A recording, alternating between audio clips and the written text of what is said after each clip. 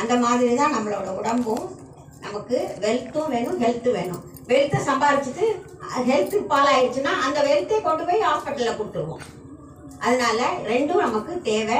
நான் சுருக்கமாக உங்களுக்கு உச்சி முதல் பாதம் வரை ஒன் வேர்ட் ஆன்சர்னு சொல்லுவாங்க இல்லையா, பிள்ளைங்க படிக்கிறீங்க இல்லையா, ஒரே வரியில் பதில் அளிக்கிற மாதிரி சொல்கிறேன். எத்தனை பேர் மனசில் குறித்து வச்சுக்கிடுவீங்கன்னு எனக்கு தெரியாது. நான் இந்த சிவலோகத்துக்கு சிவராத்திரிக்கு எங்கே போகலாம், எங்கே போனால் நம்ம தூங்காமல் சிவனுடைய முழு அந்த சிவராத்திரியோட பலனை அனுபவிக்க முடியும்னு சொல்லும் ஒவ்வொரு வருஷமும் நான் தேர்ந்தெடுப்பேன். திருவான்மியூர் மருந்தீஸ்வரர் கோவில் போவேன், இப்படி 5 சிவன் கோவில் போவேன். இப்படி போகும்போது தான் நான் இந்த வருஷம் என்னை அதான் செல்ஃபோனும் டவர் மாதிரி என்னையும் கல்யாணி அம்மாவையும் இணைச்சிருச்சு.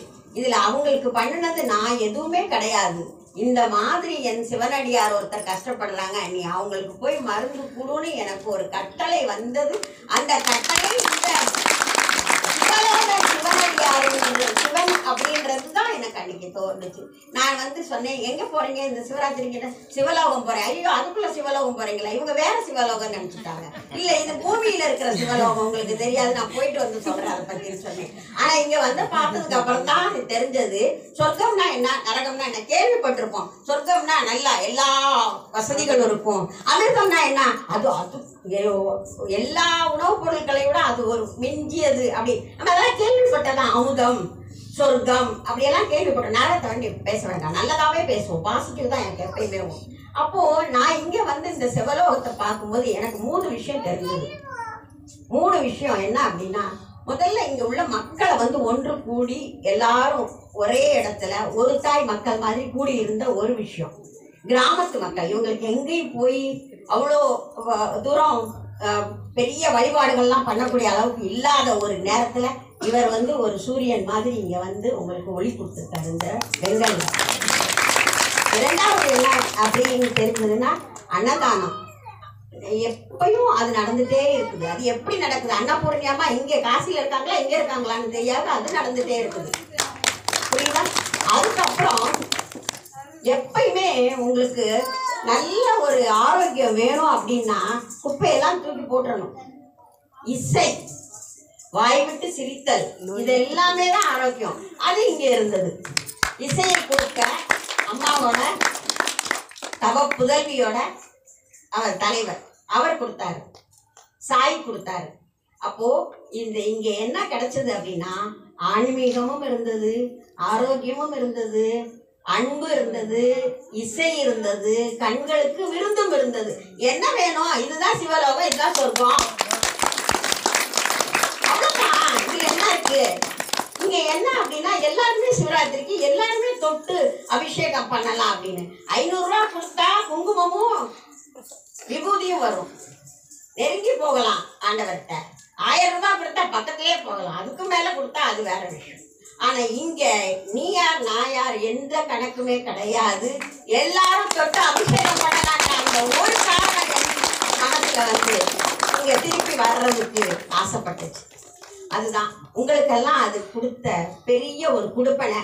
இதை பயன்படுத்தி இங்க உள்ள குழந்தைகளை எல்லாம் ஆன்மீகம் வர வர அறிவு வந்துடும்.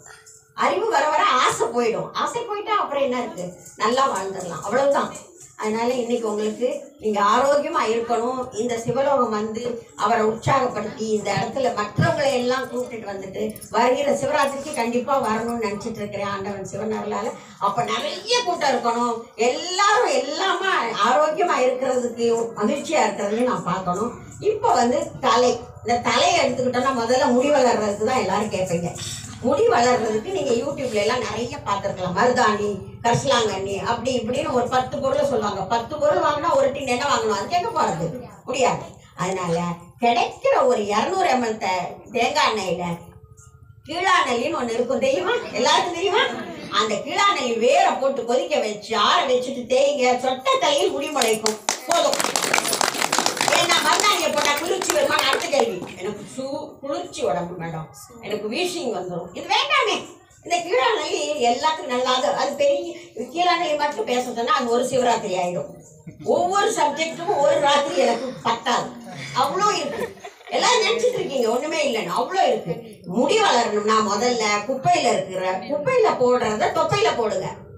என்ன குப்பையில போடுவீங்க? Very good. கருவேப்பிலை. அதை எடுத்து இனிமேல் சாப்பிடுங்க, முடி வளர்ந்துரும்.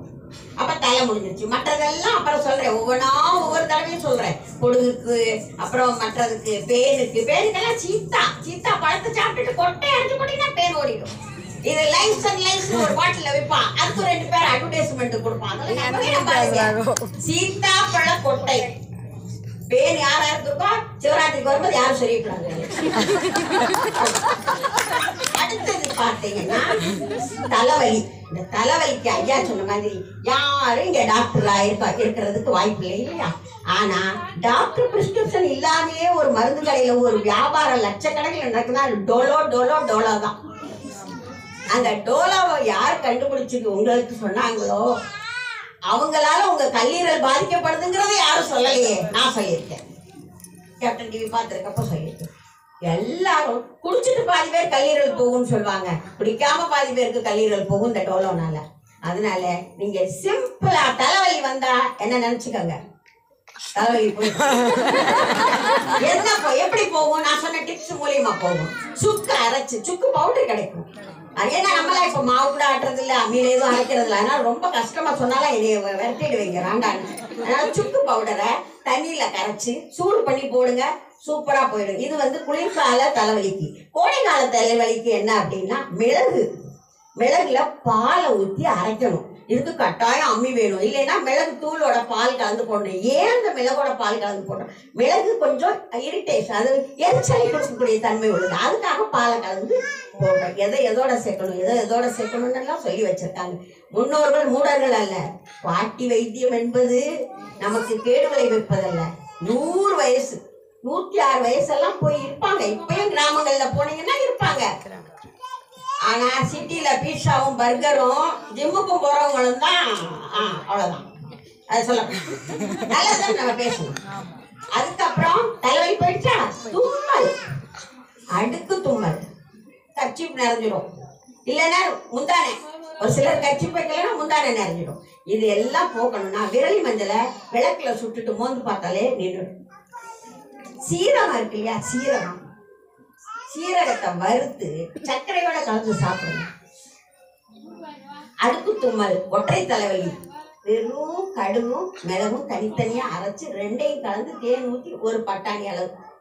எது உடம்பு குறைவா இருக்கிறவங்களுக்கு, கொஞ்சம் வெயிட்டா இருக்கிறவங்களுக்கு கொஞ்சம் பெருசா சாப்பிட்டாலே போதும். இதெல்லாம் பண்ண முடியும் தானே உங்களால. அப்புறம் தொண்டை வலி வந்துருச்சு அப்படின்னா எங்கேயும் போக வேண்டாம். அதிமதுரம்னு ஒண்ணு கடையில கிடைக்கும்.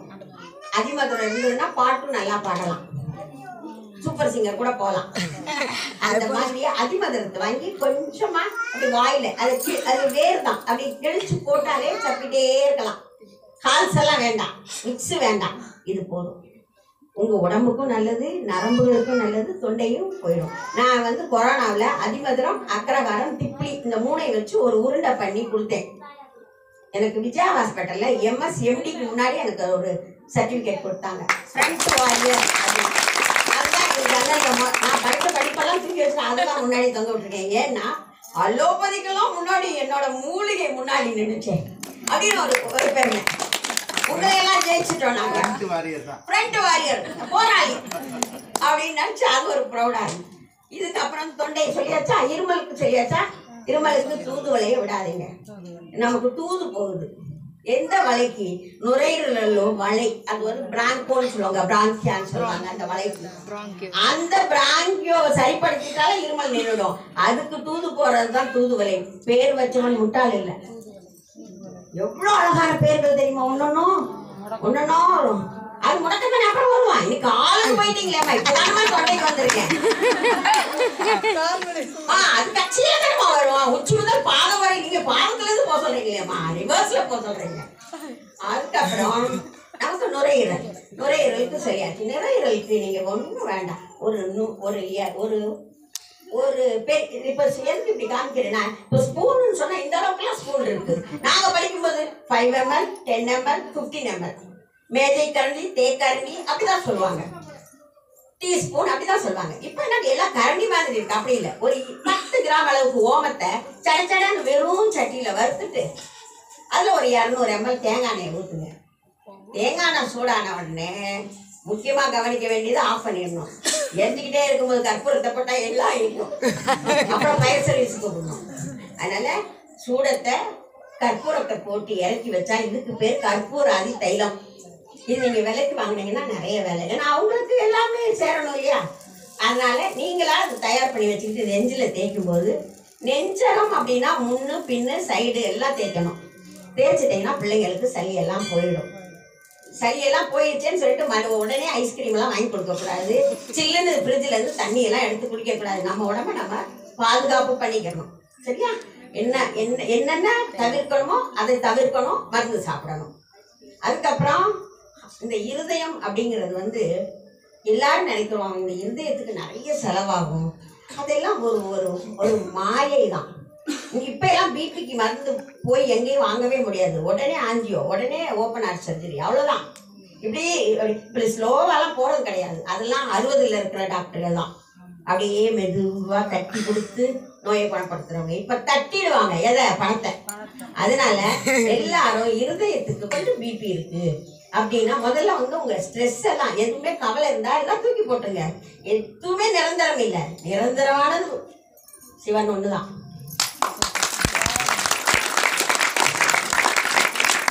கோடி ரூபாய் வச்சிருந்தாலும் இல்ல கடைக்கோடியில தெருக்கோடியில இருந்தாலும் அவர் என்னைக்கு எழுதினாரோ அதுதான் எக்ஸ்பைரி டேட் நமக்கு. அதனால இதை பத்தி ரொம்ப கவலைப்படாம பீஸ்ஃபுல்லா வச்சுக்கிற பாருங்க. ரொம்ப கவலைப்படாம இருங்க. அதுக்கு மீறி பிபி வந்தா செம்பருத்தி, ஒற்றை செம்பருத்தி 5 இதழ்கள் இருக்கும், அதை எடுத்து அந்த மகரந்தமெல்லாம் வேண்டாம், பச்சையும் வேண்டாம், வெறும் இதழ்களை கொதிக்க வச்சு சக்கரை வியாதி இல்லைன்னா கொஞ்சோண்டு சக்கரை போட்டு ஒரு டீ வேணும்னா டீ தூள் போடலாம், இல்லைன்னா வெறுமனை குடிக்கலாம். அவ்வளோ அழகா உங்களோட பிபியை குறைக்கும். மருதம்பட்டை தூள் உங்களுடைய பிபியை குறைக்கும், ப்ரெஷரை குறைக்கும். துளசி பவுடர் இது எல்லாமே உங்க பிபியை குறைக்கும். இது எல்லாம் சாப்பிடும்போது உங்களுடைய கொழுப்பின் அளவையும் நீங்க ஒரு தடவை டெஸ்ட் பண்ணிக்கணும். பண்ணிட்டு அந்த கொழுப்பை குறைச்சி கொழுப்பான பண்டங்களை தவிர்ப்பது நல்லது. இது என்ன உணவு? என்னோட டைட்டில் என்ன? நம் உணவே நமக்கு மருந்து. நம்ம மருந்து சாப்பிட்டாலும் எதை சாப்பிடக்கூடாது அப்படிங்கிறதையும் தவிர்த்தாதான் நம்ம இதுல இருந்து மீண்டும் வர முடியும். அதனால எனக்கு குர்குரே கொடு, லேஸ் வாங்கி கொடு அப்படிலாம் கேட்கக்கூடாது. அதுல உள்ள அந்த மிளகாய் தூள் இருக்கு பத்தியா, அது டைரக்டா போய் குடல்ல புண்ணுகளை ஏற்படுத்தும். 30 வயசு ஆகும்போது ஒண்ணுமே நீங்க சாப்பிட முடியாது. அப்பதான் சாப்பிடுற வயசு சாப்பிட முடியாது. அதனால அந்த டைரக்ட் மிளகா பொடியெல்லாம் போடவே கூடாது வாயில. நானும் பார்க்குறேன், ஒரு பாக்கெட்டை பிச்சா 5 நிமிஷத்துல கர கர கர கர கர கர. அதே ஒரு கேரட் பொரியலோ ஒரு பீன்ஸ் பொரியலோ வச்சா அப்படி திரும்பி பாக்குறீங்க, கீரை வச்சா ஓடிடுங்க, டாட்டா பசி இல்லைன்றீங்க. அதனால இனிமேல் அது எல்லாமே நீங்க உங்க ஆரோக்கியமா இருக்கணும் அப்படின்னா நமக்கு உடலுக்கு என்ன தேவையோ அதை சாப்பிடணும். இப்ப இருதயம் வந்தாச்சா, அடுத்தது ஜீரண மண்டலம். ஜீரண மண்டலம் சொன்னேன், தொப்பையில போடுறத குப்பையில போடக்கூடாது, குப்பையில போடுறத தொப்பையில போடக்கூடாது. அப்போ வறுத்தது, வறுக்காதது, அது என்னது, அதெல்லாம் கொஞ்சம் தவிர்க்கணும். அதுவும் பேக்கெட்ல வச்சு எத்தனை நாள் ஆயிருக்குமோ நமக்கு தெரியாது. நம்ம அம்மா வடை சுட்டா அன்னைக்கே சுட்டாங்க, அன்னைக்கே தின்னோம். காக்கா கூட பாரு பாட்டிக்கிட்ட அன்னன்னைக்குதான் வந்து வடை கேட்டுச்சு. நம்ம படிச்சோம், பேக்கெட்ல வச்ச வடையை அது திங்கவே திங்காது. அதனால நமக்கு என்னென்ன நோய்களை உண்டுபடுத்துங்கிறத நம்மளே கொஞ்சம் சிந்திச்சு நமக்கு தேவையானதை சாப்பிடணும். ஒரு வெள்ளரிக்காயை பார்த்தா வெள்ளரிக்காய் சாப்பிடணும் இந்த சீசன்ல. அப்ப நமக்கு உடலுக்கு குளிர்ச்சி கொடுக்கும். சரியா? ஃப்ரிட்ஜ்ல இருந்து தனி குளிர்ச்சி கொடுக்காது. அது வாங்கி சாப்பிட்டுட்டு மெடிக்கல் ஷாப் போகணும் காஃப் சிரப் வாங்குறதுக்கு. அதனால நம்ம என்ன சாப்பிடணுங்கிறத நீங்க தீர்மானிக்கணும். கண்ணு கொஞ்சம் டிம்மா இருக்கு, ஆமா கண்ணை விட்டுட்டேனே, உச்சி முதல் பாதம் வரையில கண்ணை மறந்துட்டேன். கண்ணு நல்லா இருக்கணும்னா கேரட் சாப்பிடணும், வறுத்த பாதாம் சாப்பிடணும், பொன்னாங்கண்ணி கீரை 10 ரூபாய் 20 ரூபாய். உங்க கிராமத்துல எல்லாம் அவ்வளவுதான். சென்னையில தான் 50 ரூபா கேட்பாங்க. கொஞ்சம் நல்ல ரிச் இடமானா அதுக்கு ஏற்ற மாதிரி ரேட் தான். உங்களுக்கு ஈஸியா கிடைக்கும் பொன்னாங்கண்ணி கீரை. அதை நீங்க தோசையில போட்டு சாப்பிடலாம், தேங்காயோட வச்சு பச்சையா சாப்பிடலாம், கூட்டு பண்ணி சாப்பிடலாம்.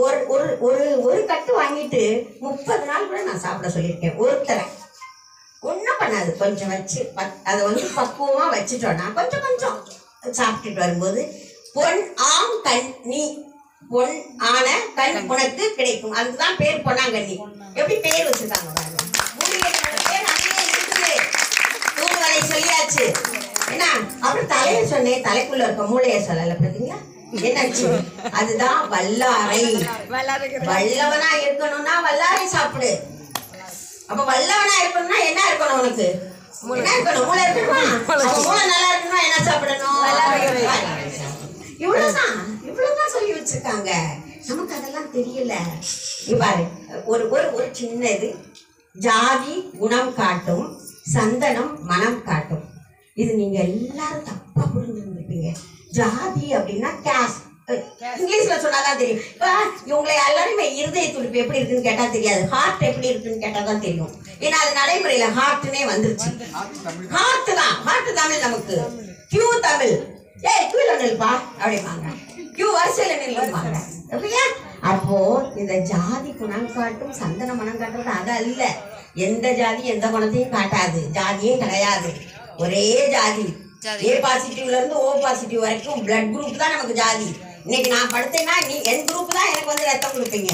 அதனால நமக்கு ஜாதியே கிடையாது, ஜாதியே கிடையாது. ஆனா ஜாதிக்காய் குணம் காட்டும்.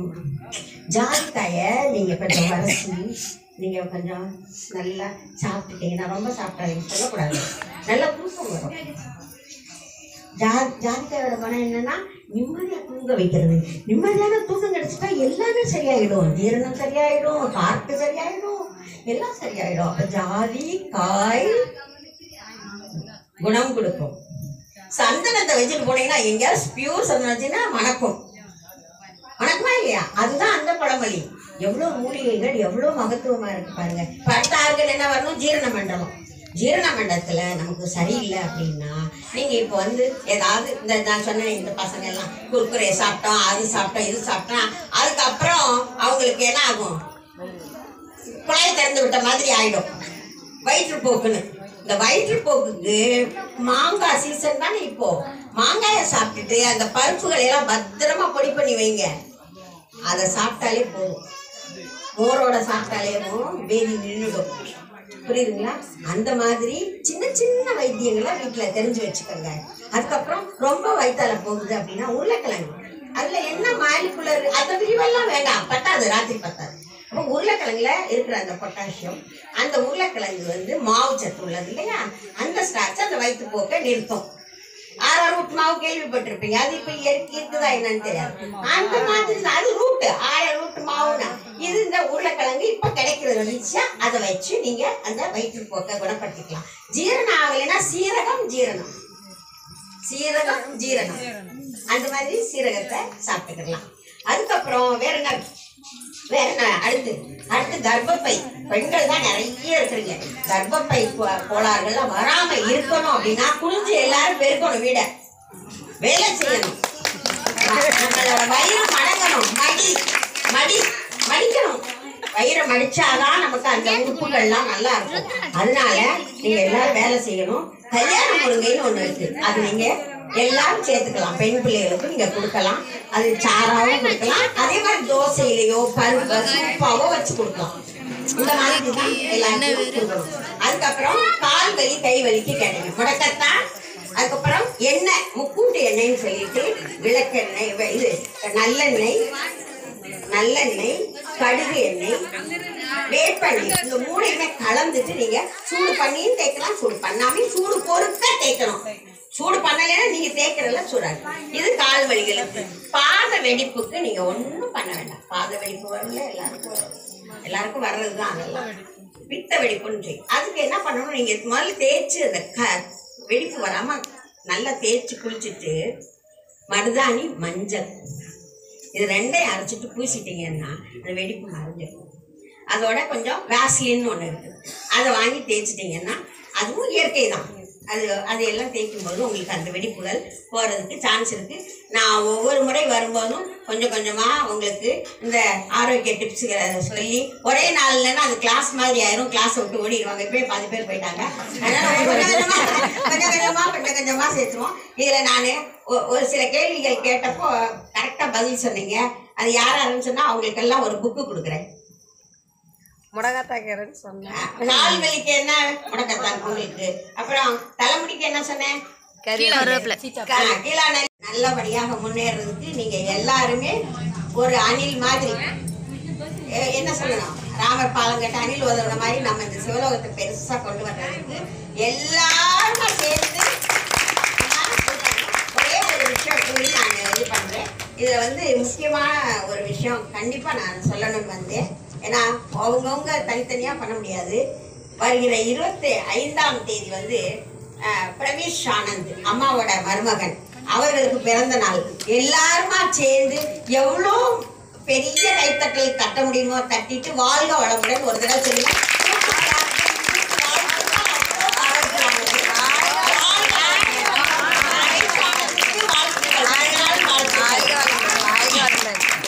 பாருங்க. அம்மாவோட அதிர்ஷ்டம் அடுத்தடுத்து கடவுள் அவங்களுக்கு கொடுத்துருக்காரு கிஃப்டா. 26ஆம் தேதி தவப்புதல்வன் ஒரு அடிகளாரோட பிறந்த நாட்கள்.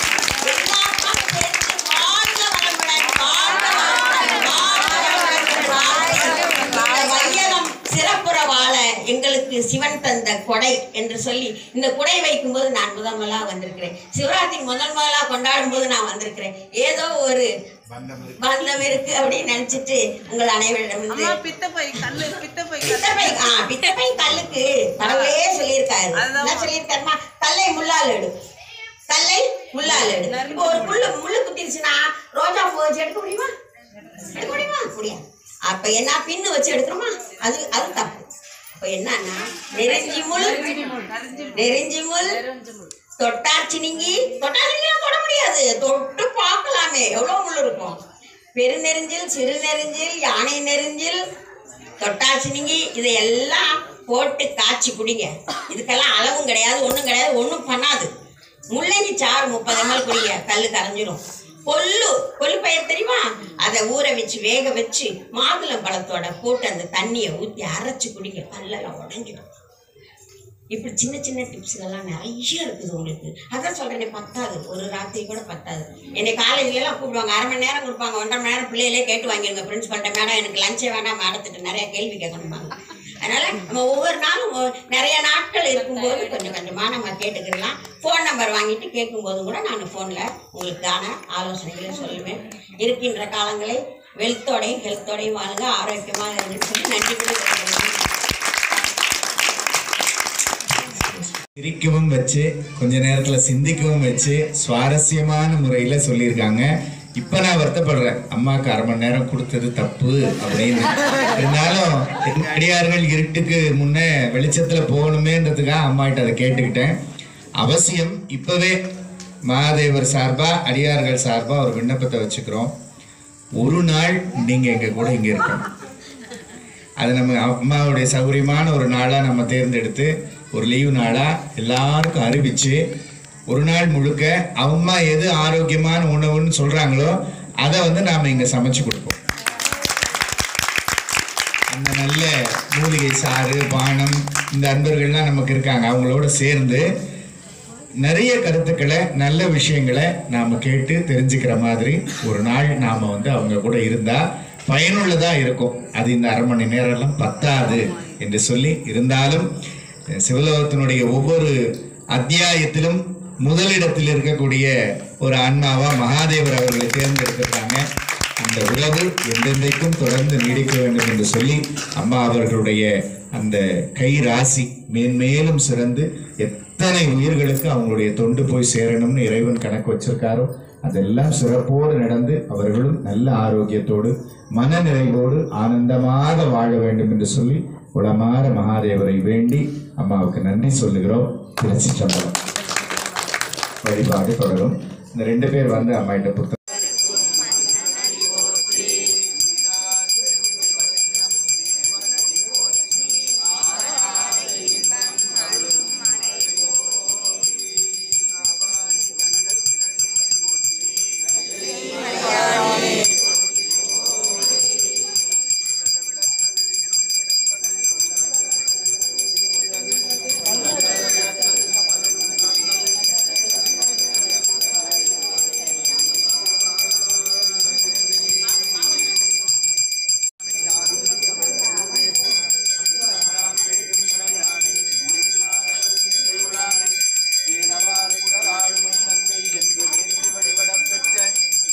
காலனை கம்பனின் மானை காண கண்ணடியேன் பெற்றவாரே